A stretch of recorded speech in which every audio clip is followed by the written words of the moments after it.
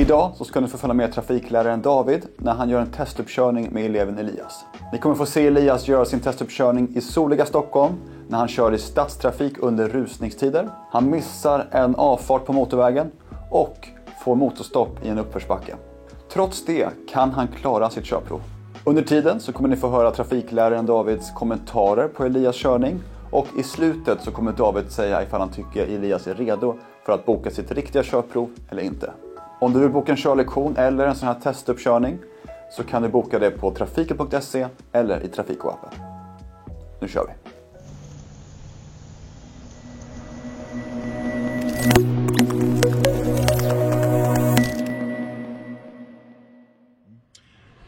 Hej Elias. Tja. Och välkommen till Trafiko. David heter jag. Tack så mycket. Är din trafiklärare på den här rutten och du har ju valt att boka en utbildningskontroll för du ska köra upp snart. Ja, precis. Och det jag lite undrar då, dina erfarenheter av bilkörning, om du är bekväm med alla typer av vägar, motorvägar och landsvägar och stadsmiljö. Ja, men det skulle jag säga. Jag har kört på alla möjliga ställen. Ja. Och så det skulle jag verkligen säga. Vad bra. Det jag kommer göra nu är att se, det är en utbildningskontroll men se det som en uppkörning, så du ska ju möjligast mån klara dig själv. Och jag kommer i god tid säga då om du ska till vänster eller höger, om du ska följa, du kommer få följa skyltar mot mål, destinationer med andra ord. Och så länge jag inte säger någonting alls, då är det bara att fortsätta rakt fram. Ta det lugnt. Om du känner att någonting känns tokigt, så sitt inte och tänk på det. Nej. Utan fokus framåt. Men om du vill se att du tycker att du gör en dålig växling, jag kanske inte ens tänker på det. Och så sitter du och tänker på det resten av resan, så påverkar då resten av resan. Och du får också lite bestämma hur du vill ha bilen, om du vill ha tyst i bilen, om du vill prata om väder och vind eller liksom ha berättande körning. Det är du som bestämmer, så att du håller den taktpinnen. Ja. Och bara ta det lugnt. Och så kör vi runt en 30-40 minuter ish, någonstans där. Så får vi se vad det blir av det hela. Någon fråga kring det? Nej, det tror jag att det är. Bra. Så att innan vi kör iväg skulle jag vilja be dig bara kontrollera funktionen på spolarvätskefunktionen, både fram- och bakruta. Ja. Så det är säkerhetskontrollen med andra ord, en del av säkerhetskontrollen. Ja, nu ska vi snart börja köra iväg på den här utbildningskontrollen. Men jag har ju bett Elias att kontrollera framrutans spolnings och likväl som bakrutans spolningsfunktion. Och det gör han ju galant, inga konstigheter där. Där kan jag dock ge ett tips att om du måste skölja rutan när du kör, om det blir smutsigt, skölj igenom ordentligt så du inte bara tar någon sekund eller två, utan då är risken bara att du smetar ut skiten. Så om du behöver använda framrutans och även bakrutans spolning, skölj av ordentligt så du inte smetar ut smutset. Den funkar där. Precis. Och där. Ja, vad bra. Så att när du känner dig redo ska vi köra ut, och du kör ut och så tar vi höger. Yes. Och sen får du direktiv då från och med, eller efter det. Ja. Bra.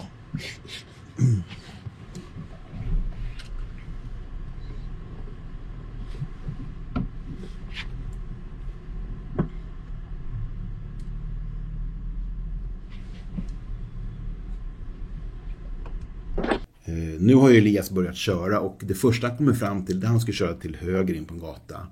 Och det kanske inte syns på filmen, men han kommer nämligen korsa både en gångbana och en cykelbana. Och där är det viktigt att man stannar så att du inte blockerar cykelbanan eller gångbanan. Och det gör Elias. Han stannar till så att även cyklister och gångtrafikanter kan gå över innan han då kör ut på själva vägen. Och han kollar ju såklart att det är fritt att köra ut på vägen. Så det gör han bra. Dessutom för en observante, så det är inte bara att han ska korsa en cykelbana, utan han ska även köra ut, det är alltså utfartsregeln som gäller där, för han kör ut på gatan och gatan är inte, som han befinner sig på, är inte i nivå med den gatan ska köra ut på, så då gäller utfartsregeln, så det är alltså väjningsplikt där, och det är helt rätt att han stannar upp även av den anledningen.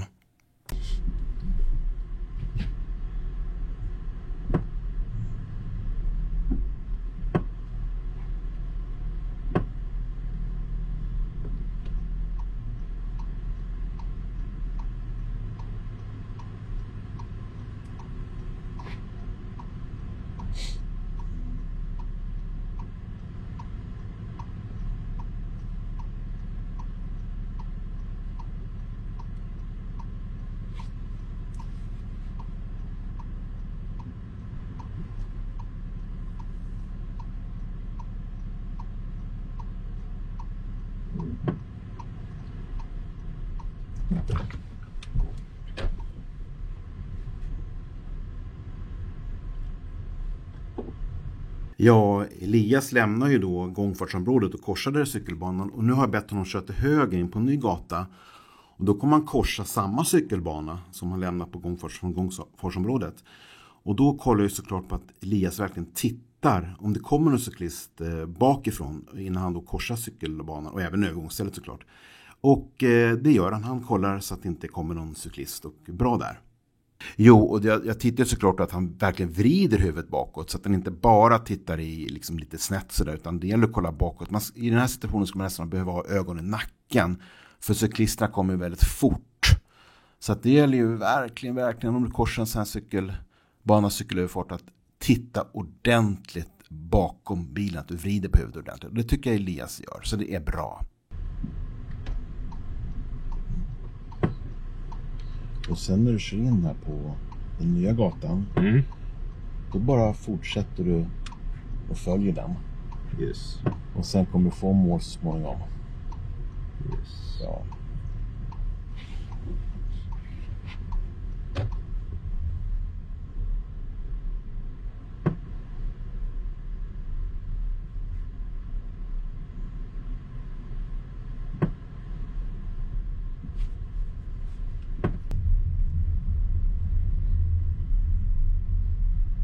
Nu har vi kommit in på den nya gatan, och nu tittar jag lite hur Elias planerar sin körning, alltså hur långt fram han tittar. Och det här är en gatstump där det är en hel del trafiksignaler, så att han ser om det blir rött ljus i god tid, så att han planerar då sin hastighetsanpassning inför röda ljuset, så att han helst inte behöver stanna bilen överhuvudtaget. Så där kollar jag på hans planering och avsökning utifrån de här trafiksignalerna plus korsningar som vi kommer att köra fram emot.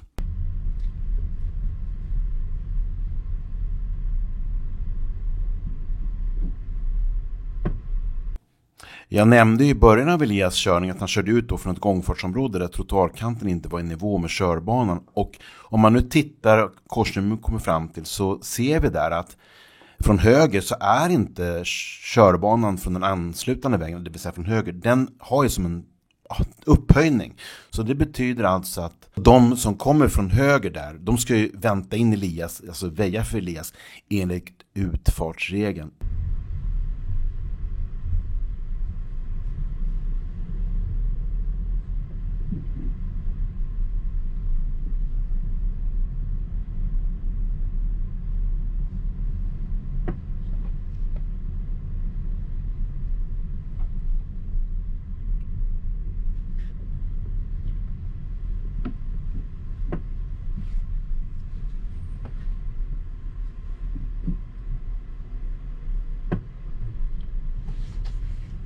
Då får du dagens första mål, eller den här körningens första mål. Yes. Och det blir mot Värtahamnen. Värtahamnen. Ja, nu har jag ju bett Elias då, hans körning då, det första målet han ska köra till, och det är ju då Värtahamnen. Och då kollar jag såklart på att han börjar söka efter just Värtahamnen och planerar då körningen i god tid med filer och så vidare. Och dessutom så nu är det ju en tillfällig vägledning, alltså Värtahamnen, det är en orange skylt, så det är inte den ordinarie vägen till Värtahamnen. Men han hittar ändå målet och lägger sig och planerar så han hamnar i den filen som leder mot Värtahamnen. Så att det fixar han bra tycker jag. Och det gäller ju då att när han byter fil att han har koll på trafiken runt omkring.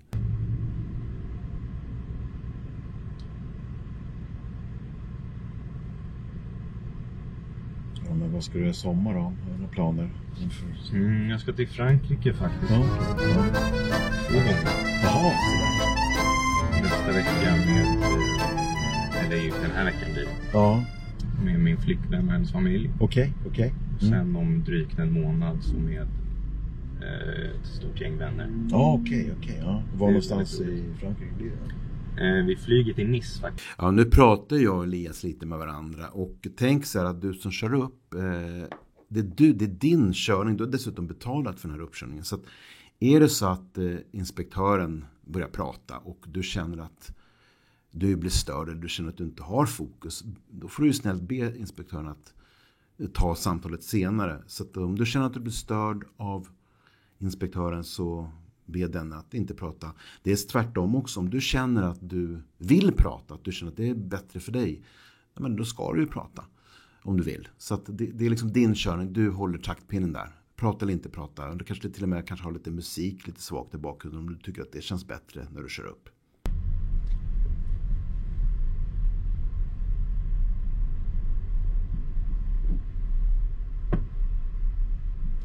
Ja, okej, ja. Just det. Nu kör vi vänster. Calais, Dover-Calais. Ja, nu kommer jag snart be Elias släppa Värtahamnen, utan istället ska vi fara mot Lidingö. Och då kommer det vara så här att det är en skylt som talar om att det är 2 filer rakt fram och bägge leder till Lidingö eller mot Lidingö. Och grundplaceringen i bilkörning, det är ju höger fil. Så vet inte du var du ska någonstans, så 2 filer eller flera filer än 2 filer leder mot samma destination, i det här fallet då Lidingö. Välj höger fil. Om man nu lägger sig vänster fil, då kommer man lite längre fram, kommer den vänstra filen leda mot Norrtälje. Och den filen som heter höger går mot Lidingö. Så här gäller det att vara lite uppmärksam att man inte byter fil för tidigt, utan verkligen kollar in vad säger informationen, vad säger pilarna innan man byter fil i onödan. Ja. Vad bra, du kör vidare. Och ditt nästa mål på resan, vi ska köra till Lidingö. Okej. Mm. Så Lidingö är nästa mål. Vill du bli en säker förare snabbt? Boka då vår intensivkurs och ta körkortet på 2 veckor med oss. Du bokar det på trafiko.se eller i Trafiko-appen.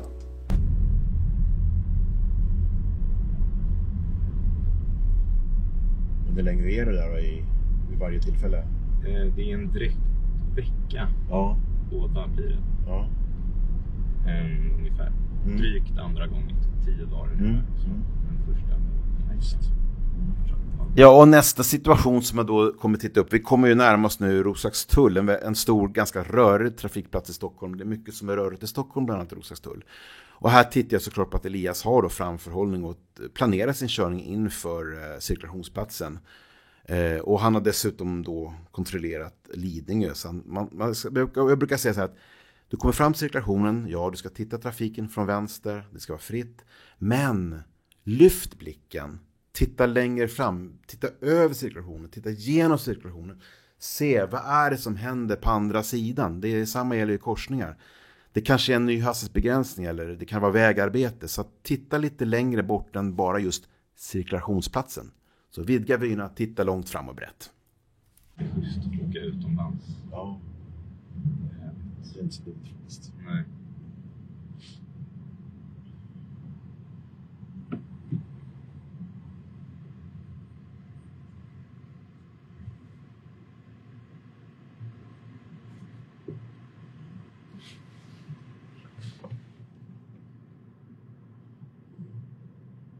Ja, nu är vi ju på väg att köra in i tunneln som då leder mot bland annat Lidingö. Och det som jag kollar lite extra på där som faktiskt många missar, det är att innan infarten så står en 50-skylt. Så att det är alltså hastighetsbegränsningen 50, en ganska lång bit in i tunneln. Men där är det många som missar och höjer hastigheten och tror att det kanske är 70. Så uppmärksamhet, titta noggrant som jag sa.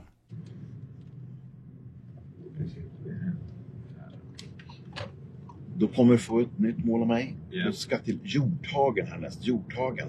Yes.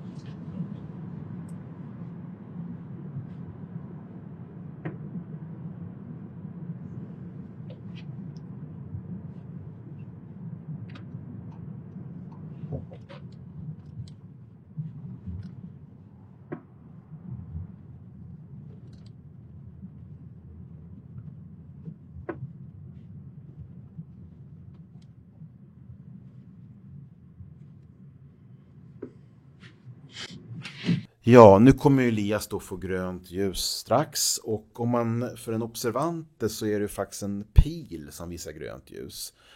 Och då kan man ju tycka, dessutom så ligger ju Elias redan i, liksom, jag brukar säga svängfilen som då leder mot Hjorthagen. Och då kan man tycka, men varför ska man blinka där? Jo, tänk så att de andra bilisterna, de förstår ju säkert vad du ska. Men det kan ju vara andra som har nytta av att du ger tecken. Det kan vara gångtrafikanter och cyklister till exempel som har nytta av att du blinkar. Så det är väldigt få tillfällen det är fel i att blinka. Tvärtom, alltså många bilförare, de är väldigt dåliga på att ge tecken. Så använd blinkers. Även om du tycker, men det är ganska självklart, jag ska ju ligga i en fil som leder till vänster. Men som sagt, det kan vara andra förutom bilister som har nytta av att du faktiskt ger tecken.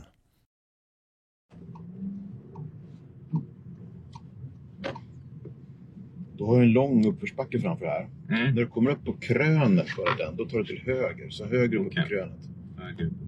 Ja. Ja, nu har jag ju bett Elias, det är som sagt en backe framför honom och kanske upp då till toppen av backen, backkrönet, och där är det en korsning. Jag har ju bett Elias att köra till höger i den korsningen. Det första jag tittar på det är en 30-sträcka, att han inte kör för fort. Men den där korsningen kan vara lite lurig, för det är parkerade bilar. Han kommer upp för backen, det gäller att hålla en fart så du tar upp för backen, såklart. Men sen gäller det också att du anpassar hastigheten när du ska svänga höger. Dels att det är liksom en sväng. Och sikten är ganska dålig. Det är ett staket och det är dessutom parkerade bilar. Och där händer det rätt ofta att man kör in där så kommer en bil då från andra hållet. Och då, du har ju hinder på din sida. Så det gäller att vara lite med då så att man inte kör ut utan verkligen smyger fram och kanske till och med böjer sig lite fram för att titta in på den gatan utifrån hur situationen är just på den här infarten till den nya gatan. Så få ner farten, titta ordentligt och var uppmärksam.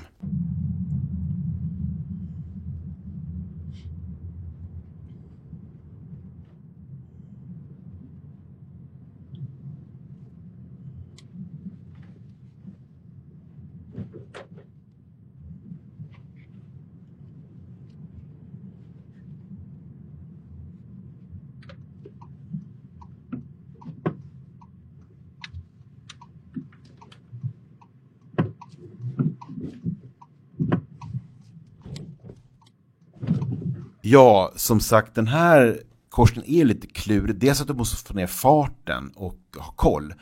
Och här hamnar Elias i en situation där han faktiskt får motorstopp. Och det händer alla. Men vad Elias gör, han tar det lugnt. Motorstopp. Ja, men ta det lugnt, starta om motorn och kör iväg. Så får du ett motorstopp, visst, det kan kännas jobbigt. Men behåll lugnet, var cool, starta om motorn. Höj inte kopplingen för fort och kör iväg.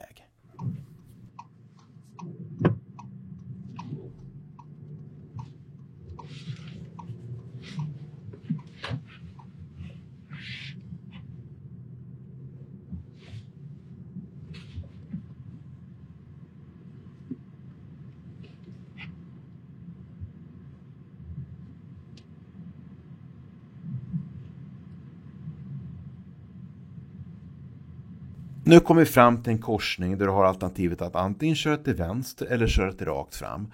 Och här som Elias missar det är att rakt fram, om man hade varit lite mer uppmärksam, så är det en skylt som informerar om att den backen ner då, det är en återvändsgata. Och i gatans slut så ligger Myrorna. Det är klart, har man ett ärende till Myrorna, då ska du såklart köra ner dit. Men annars, om det är en återvändsgata så är det onödigt att köra in på en sån gata. Så att här har det varit kanske lite strået vassare då om Elias hade upptäckt att det var återvändsgränd och istället valt att köra till vänster. Nu blev det inte så och då får man ju lösa situationen genom att vända och det ska vi se hur Elias gör.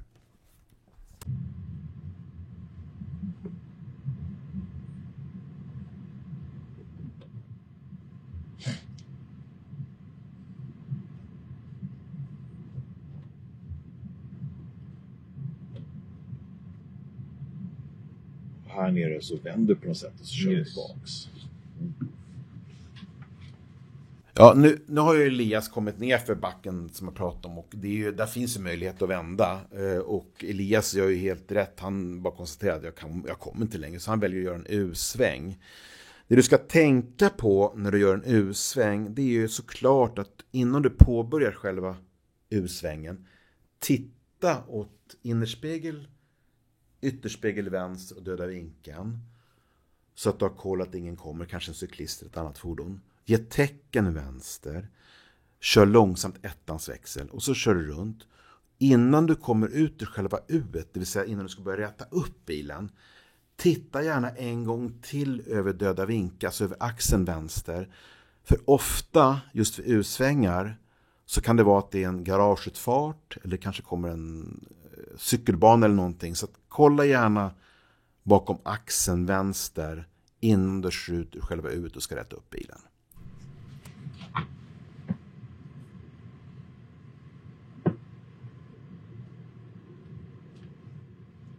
Och så då upp för backen och så tar du korsningen som kommer på krönet, där tar du höger. Yes. Vi har kört upp för backen då från myrorna. Elias har vänt och ska köra till höger och han ser ju då att det kommer några personer som är på väg över övergångsstället och stannar helt korrekt. Nästa grej jag har bett Elias att göra, det är att korsningen som kommer härnäst, att han ska köra till vänster i den korsningen. Och det jag tittar på då att han är uppmärksam, det är att han kommer köra in på en enkelriktad gata.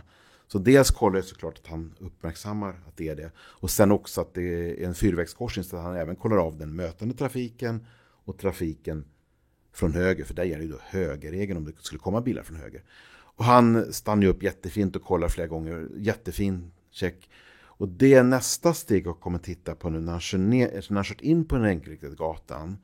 Jag har ju bett honom köra till vänster när han lämnar den gatan.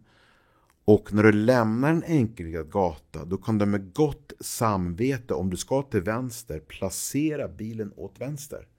Och det är det jag kollar lite extra på. Och Elias kommer inte riktigt göra det. Han kommer dra bilen lite mer åt höger då. En annan sak som du ska vara väldigt uppmärksam på när du kör ut från en enkelriktad gata, det är ju såklart att det kan komma andra fordon. Cyklister kan ha rätt att köra mot trafiken, men även bilister. Det händer ganska ofta att det är bilister som av någon anledning missar att de kör in på en enkelriktad gata.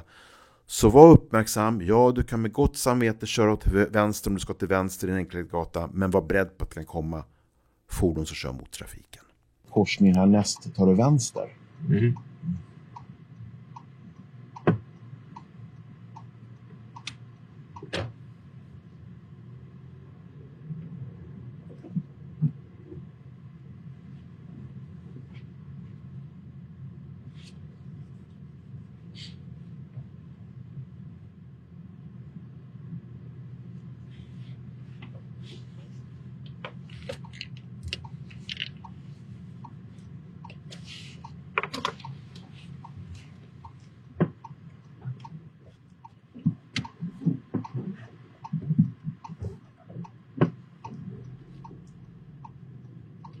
Och så vänster där nere.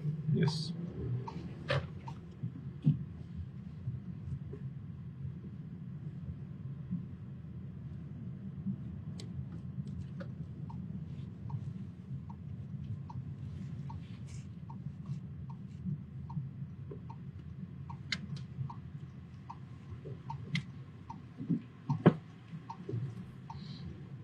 Så åker vi när den vita bilen kommer upp, kör du ner. Yes. Och sen ska du till Lidingö.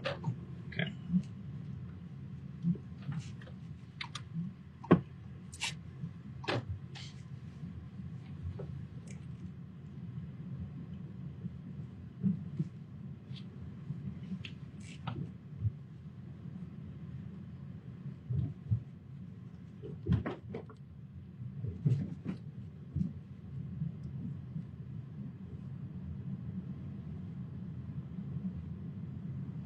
Ja, nu kör vi vidare här och vi ska lämna Hjorthagen för den här gången. Och vi kör ner för en back och samma sak där. Jag kollar såklart att Elias har lite koll på mötande trafik. Det är lite skyltar och sånt så man får ha lite distans till dem. Och jag kommer be Elias att köra mot Lidingö. Och det jag tittar på då, det är ju såklart att han planerar i god tid. Och vi kommer komma fram till en korsning med trafiksignal där det eventuellt kan vara rött ljus. Han ser Lidingö och han kommer köra rätt fil. Men ett tips nu är att om du blir tvungen att stanna för rött ljus och nu kommer Elias köra till vänster mot Lidingö, då har du faktiskt tid att titta åt det håll du sen ska köra. Det vill säga att planera körningen. Om man då tittar åt vänster där vid rödljuset, då ser man att det är 2 filer som leder mot Lidingö. Och grundplaceringen är höger. Och då väljer vi höger fil. Sen är det en cirkulation. Efter cirkulationen, det var som jag sa tidigare i filmen, att titta gärna längre fram. För om man tittar då igenom eller över cirkulationen, då ser man att den vänstra filen dessutom kommer att upphöra. Så det är bara höger fil som liksom leder mot Lidingö när man har kört ut ur cirkulationen. Så när du står för ett ljus, passa på då att titta lite åt det håll du ska köra. För då har du ju tid att planera körningen ännu bättre.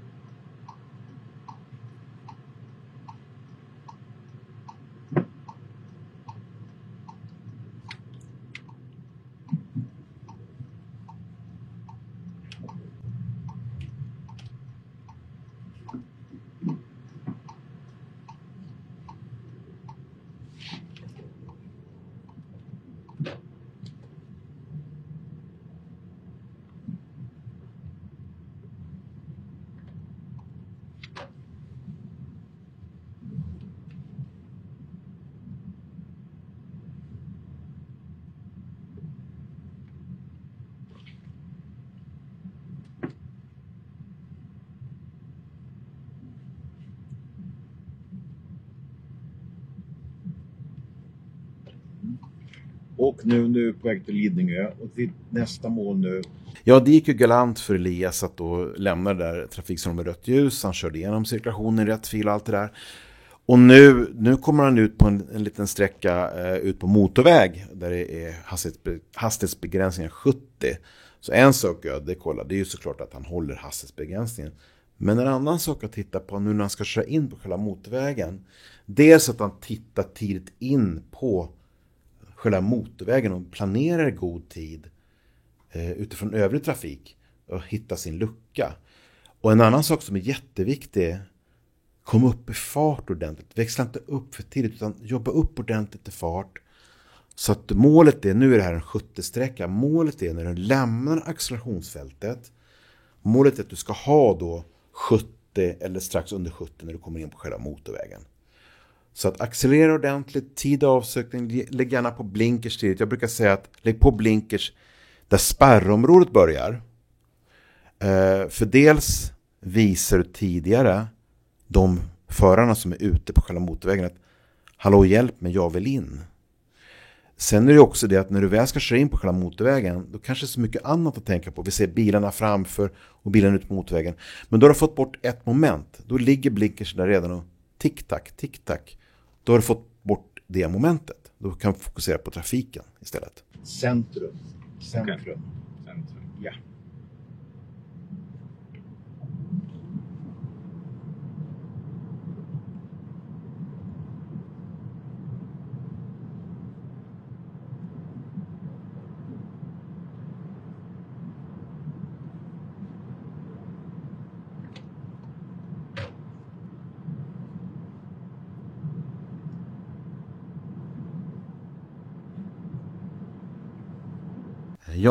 Nu är vi på väg mot Lidingö och vi kommer över bron och jag har bett Elias då köra nytt mål Centrum.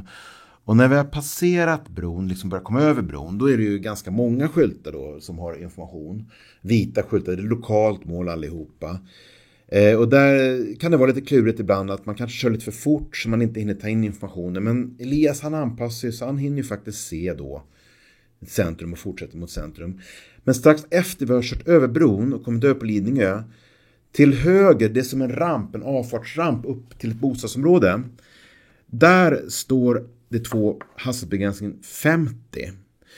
Och det gäller ju inte den vägen Elias kör på, där är det fortfarande 70. Så var uppmärksam så du inte tolkar då de 50-skyltarna fel, att det är de som gäller där du befinner dig, utan det gäller alltså vägen upp till själva bostadsområdet. Så titta på rätt skyltar.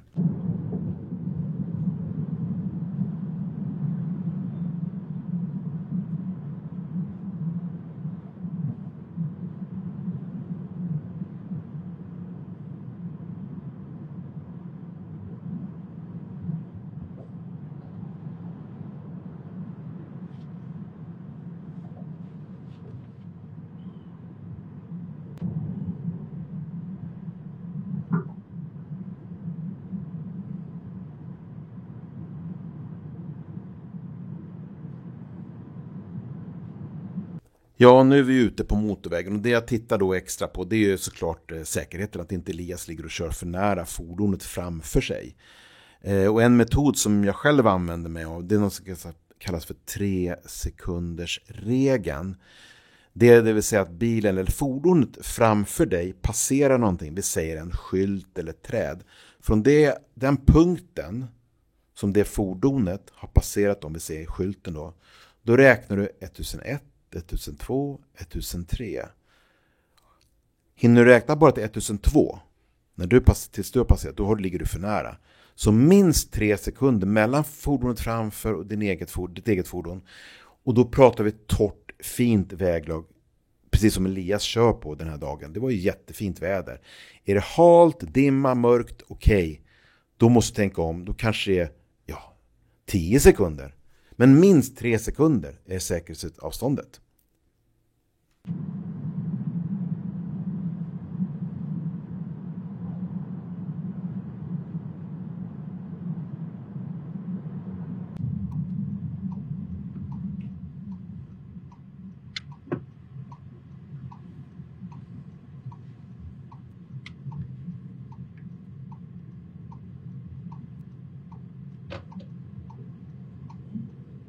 Jag har bett Elias köra mot centrum och efter cirkulationsplatsen, det är fortfarande målet centrum som gäller. Så tänk på det, så länge inte inspektören säger något nytt mål, då är det fortfarande det gamla målet som gäller. Det vill säga i det här fallet då centrum. Men målet härnäst kommer då bli Lidingö kyrka, eller som det förkortas på vägskyltarna, Lidingö Ka. Och då ska Elias, han ska fortsätta köra mot centrum, men han ska börja leta efter Lidingö kyrka.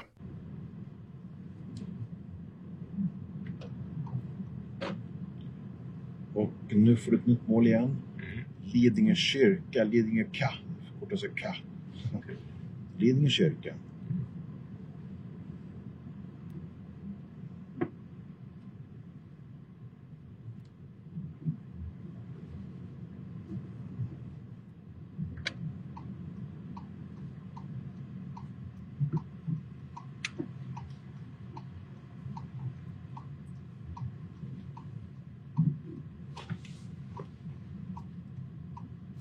Ja, men det gick jättebra. Elias är på väg mot kyrkan där, Lidingö kyrka. Och här kollar jag lite extra då. Dels att han fortfarande har koll på vilken hastighetsbegränsning det är. Och sen också vilken typ av väg han kör in på. Det här är ju då en huvudled han kör in på. Och där är det viktigt att du ska ju vara handlingsberedd och ifall någon missar. De anslutande vägarna till huvudleden, då har man ju antingen stopp eller väjningsplikt. Men du måste ändå ha ett ansvar att vara beredd på att någon kör ut. Så att det gäller ju även där att inte bara ha blicken stirrandes rakt fram, utan sök av korsningarna i god tid. Så du är beredd på, om det ska vara någon fordonsförare som missar av någon anledning stopplikt till exempel och kör ut. Så du är beredd på att bromsa upp om det skulle ske.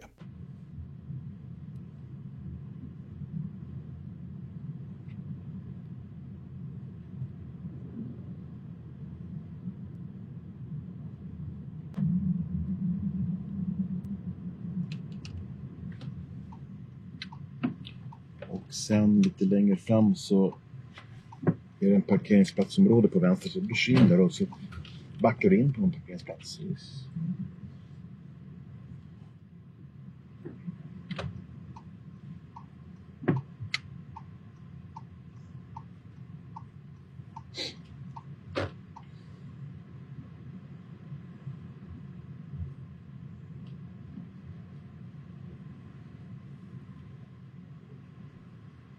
Nu har vi lämnat den större vägen. Elias med andra ord hittade då till Lidingö kyrka och jag har bett honom köra in då på en parkeringsplats. Och här kollar jag av hur Elias kör på då själva parkeringsområdet. Dels att han kör långsamt. Ettans växel och kör långsamt. Och jag har ju bett honom parkera. Så tänk så här att gör det lätt för dig. Krångla inte till det. Utan tänk också, jag ska bara parkera bilen. Lyssna på vad inspektören säger. Om du ska backa in mellan två bilar eller om du bara ska parkera. Gör det lätt för dig. Och en annan sak. Tillåt dig själv att ta omtag och ta det lugnt. Så om du märker att du inte kommer helt rakt in i en p-ruta. Du kan ju dessutom öppna dörren. när du har stannat upp och se så att du verkligen är innanför linjen så att du inte står på linjen eller om du tycker att du står snett.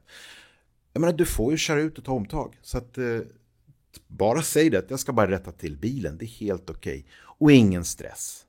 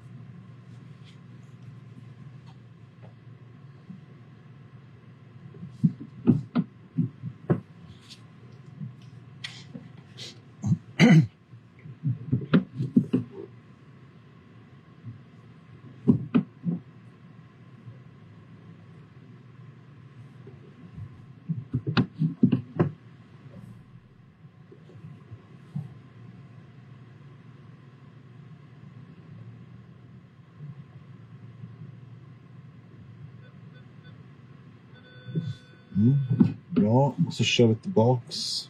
Yes. Där det kommer ifrån. När vi kommer ut till på större vägen, då tar vi höger. Så vi härifrån räknar höger med andra ord. Okej. Så höger.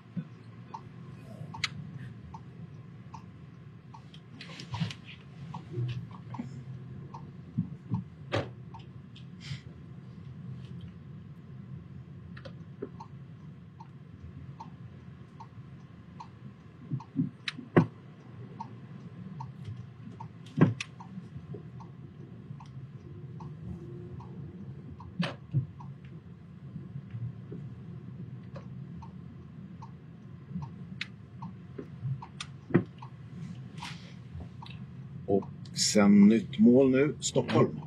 Yes.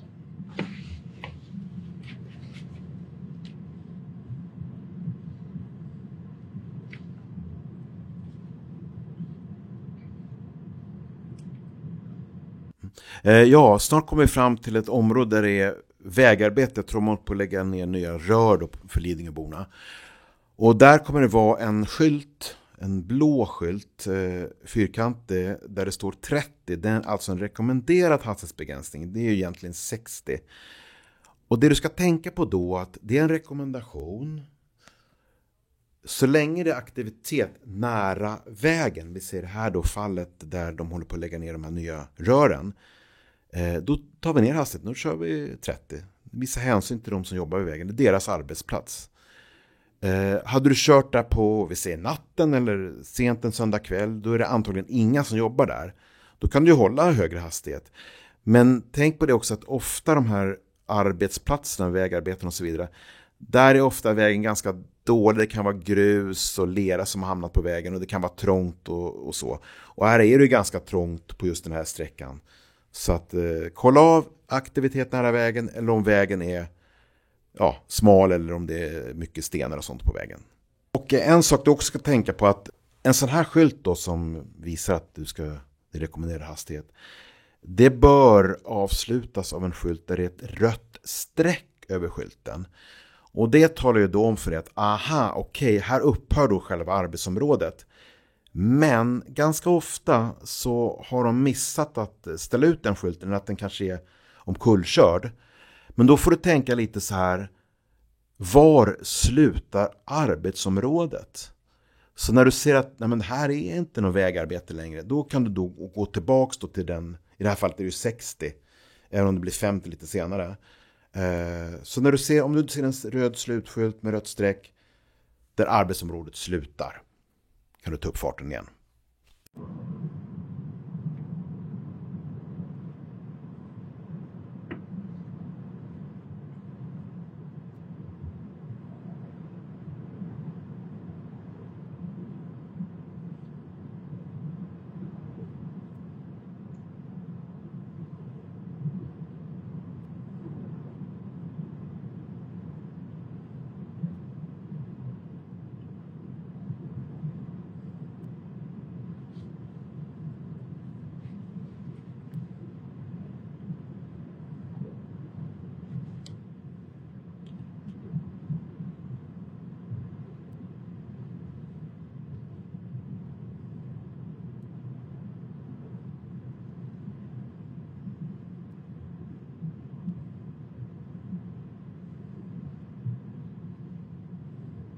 Ja, nu är Elias ute då på motorvägen och här tittar jag såklart på att Elias kollar lite extra när det kommer påfarter.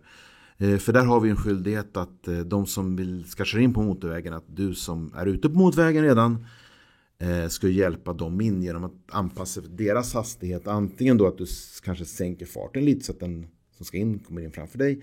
Eller att du då innan då byter fil, körfältsbyter till vänster. För att underlätta för den bilisten som ska köra ut. För vi har skyldighet, man kan säga att vi har gemensam väjningsplikt mot varandra. Vi måste hjälpa varandra helt enkelt. Och sen nästa grej är att jag har bett Elias köra till Roslagstull. Så nu ska vi se hur han löser det. För inne i tunneln här kan det vara lite tricky faktiskt. Med att hitta Roslagstull i rätt tid och byta på ett bra sätt. Byta fil på ett bra sätt. Vi får se.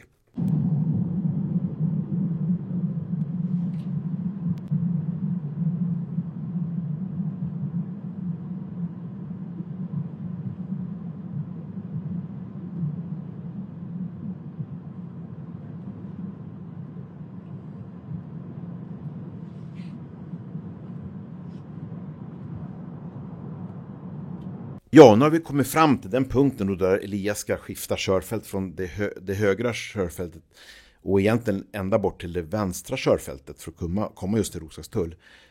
Elias ser Roslagstull, han byter då till vänster körfält, men det han inte uppmärksammar är att det är ett körfält till, längst till vänster, och det är det som går mot Roslagstull. Och det missar han, så vi får fortsätta vår resa mot Sundsvall. Riktigt så långt ska vi inte visserligen. Men tänk så här att om du kör fel, vi säger att du missar en avfart som Elias gjorde här, eller missar filen han skulle till. Ta det lugnt, det finns alltid en lösning så du inte blir stressad. Märker du inte att du har missat filen, men då fortsätter du bara köra. Då får du ett nytt mål. Men om du då märker att du missar filen som är här hos Tullat, ta det lugnt, det finns alltid en lösning. Nu väljer vi att köra mot Sundsvall istället. För det finns nämligen en annan väg man kan köra tillbaka mot Stockholm och Roslagstull. Så ta det lugnt, man kör fel ibland, så är det bara.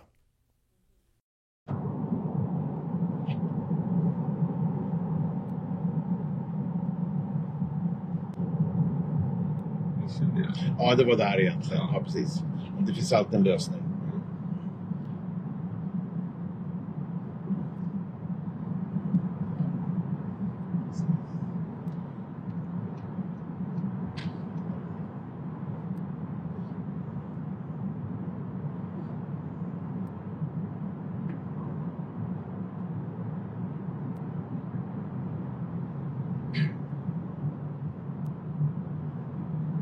Vi köra mot Sundsvall istället. Så vi får köra lite till Norrland då.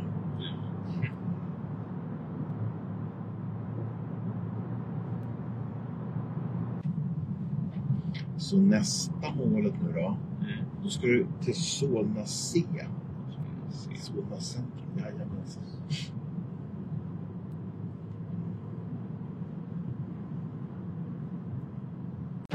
Och nu ska du följa skylten till Karolinska sjukhuset. Karolinska.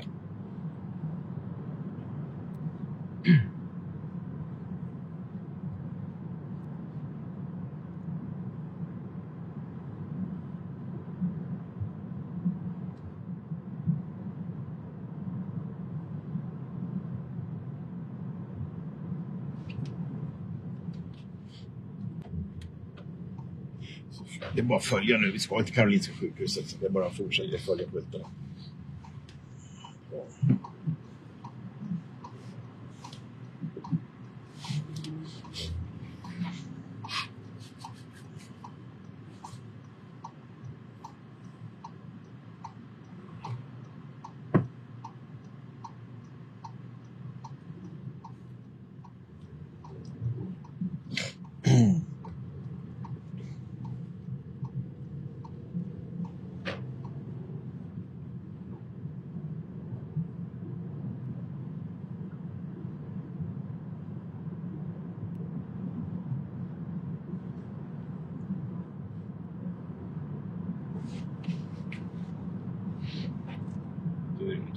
Ja, du som du tittar på filmen, om du är lite uppmärksam så uppe i luften då, ovanför bilarna så hänger det skyltar. Eller, som det är en röd ring runt en 70-skylt och så är det 2 60-skyltar.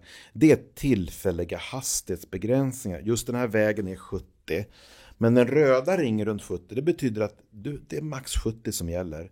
Och då de andra 2, de här 60-skyltarna, det är en rekommendation. Det är lite samma som vi såg tidigare för de här blåa skyltarna. Men röd ring runt hastighetsbegränsning, det betyder att du får max köra 70 i det här fallet då.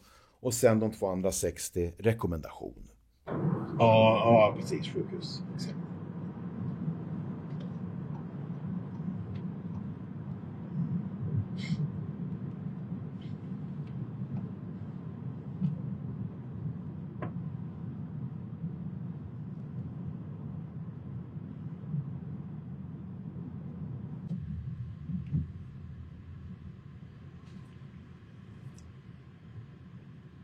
Ja, nu har vi kommit in då till själva området där det Karolinska sjukhuset är. Och här är mycket folk och rörelse och det är trafik. Och det ser bland annat en buss som står vid busshållplatsen. Nu lämnar ju bussen, den blinkar ut vänster. Och där har ju du som förare, om hastighetsbegränsningen är upp till 50, hastighetsbegränsningen 50, då är det du som bilförare som har skyldighet att släppa ut bussen om föraren blinkar ut vänster. Och det gör ju den här bussen. Och då kommer vi fram till en lite trickig situation här. För att nu kör bussen ut och Elias släpper iväg bussen så. Men sen stannar ju bägge vid rött ljus. Och jag blir lite fundersam på hur kommer Elias lösa det här. För att nu är det en situation där bussen har lämnat busshållplatsen. Och man kan tycka att det är 2 filer. Men vi ska ju rakt fram bägge 2. Och om man då tittar, jag tjatar lite om att man ska titta över korsningar, över cirkulationer. Titta på andra sidan, då blir det ganska smalt. Och då gör Elias rätt, han låter bussen köra helt enkelt. Och man kan tänka så här, det är liksom någonting i lagboken, men man brukar säga dock att störst går först. Och det är dumt att bråka med någon som är större, och en buss är ju faktiskt större. Så att låt bussen köra iväg där, och det gör Elias. Så yes, bra.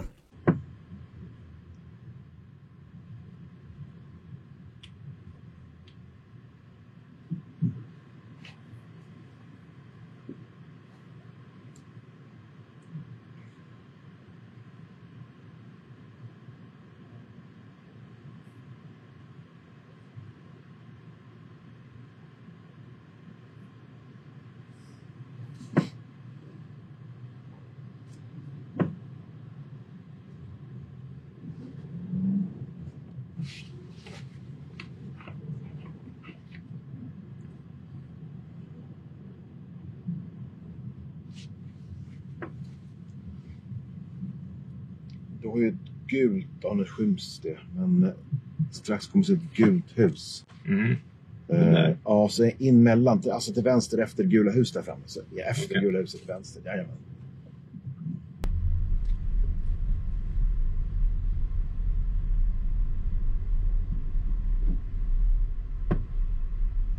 Ja, nu är vi inne i hjärtat av Karolinska sjukhusområdet, och som sa tidigare att här är det verkligen ha koll, det är ju patienter och det är bilar, taxibilar och så vidare. Och nu börjar vi närma oss slutet på den här resan, och jag kommer be Elias att parkera. Och då ska han försöka hitta en plats, och han kommer hitta en plats, och då kollar jag såklart på hur han löser själva fickparkeringen. Och han gör det bra tycker jag. Okej. Han var inte riktigt nöjd själv. Han kom inte in riktigt lika så långt som han kanske kan i vanliga fall, om man säger så. Men tänk lite att du har inte så hur mycket tid på dig som helst att göra en fickparkering under en uppkörning. Och jag bedömer att kanske kunde varit lite bättre, men det är bra nog. Elias kan där, så känner jag. Så att jag väljer att avbryta honom, att nu vi är klara med själva den här resan, om man säger så. Så att bra jobbat där. Jag tänker så här lite nu, att vi kör inte in på bröd och salt. Nej. Utan vi försöker hitta en parkeringsplats här på, om det finns en parkeringsplats på höger sida. Yes. Annars får vi improvisera lite. Ja. Vi får se hur det ser ut. Ja. Annars kör vi ner till bröd och salt. Om det finns en plats att parkera. Det ser trångt ut, va? Jag testar. Ja, absolut.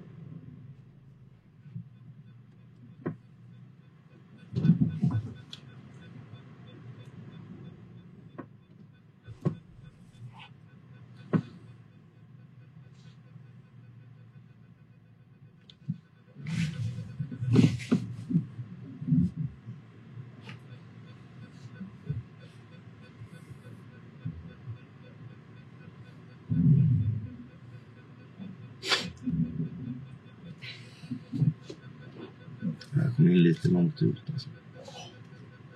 Vi kan avsluta här. Ja. Det är okej. Så bara stänga av. Sådär, ja, men då är ju körningen över. Och då tänkte jag lite kolla hur du känner din körning här, hur det känns. Jo, men det känns helt okej. Ja.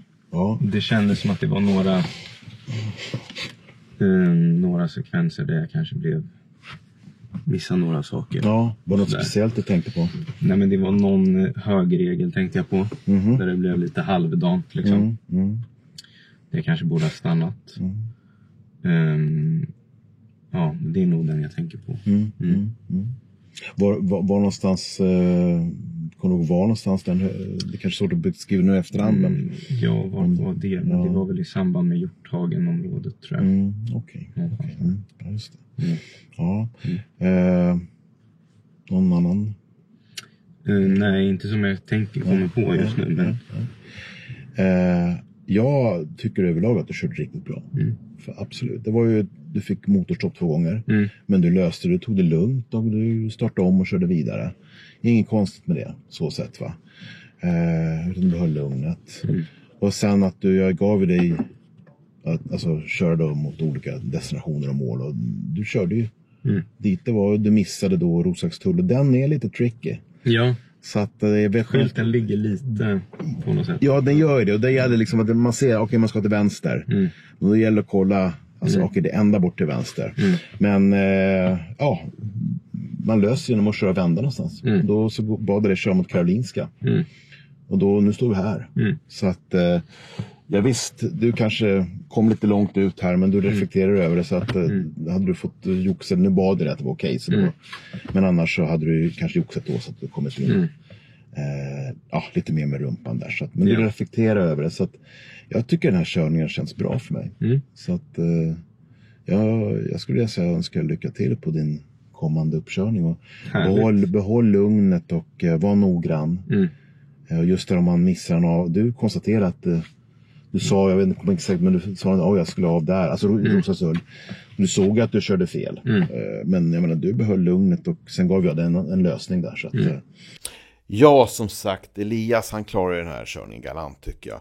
Visst, okej då, det var ju några saker som hände. Det var ett motorstopp vid ett tillfälle. Han kanske borde ha sett att han gav sig in på en återvändsgata där vid Myrorna.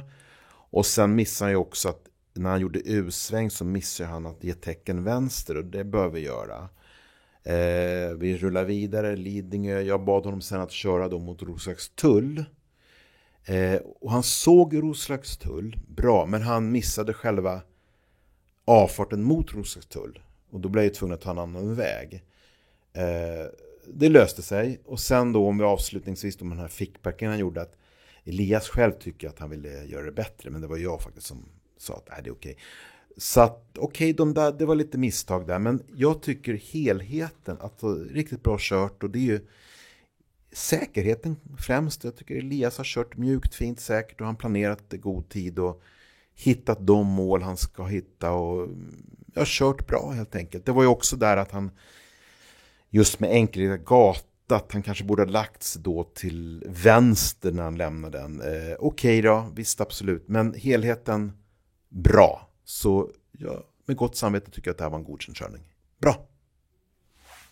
Så att tänk på det till uppkörningen. Ta det lugnt och gör ditt bästa. Tack Elias för att du ställde upp på den här rundan och lycka till. Tack så mycket. Jobbat. Tack så mycket. Tack. Då har ni fått se Elias göra en testuppkörning och idag så klarar han provet. Bra jobbat Elias. Han följde trafikreglerna och manövrerade bilen på ett säkert sätt. Visst, han fick motorstopp ett par gånger och han missade avfarten på motorvägen. Men det här är en helhetsbedömning och allt som han gjorde bra övervägde de misstagen han gjorde. Och när väl misstagen skedde så skötte han det på ett lugnt och tryggt sätt. Som man ska göra. Vill du också göra en sista check inför ditt körprov? Då kan du boka en körlektion eller en sån här testuppkörning på trafiko.se eller i Trafiko-appen. Vi ses i nästa video.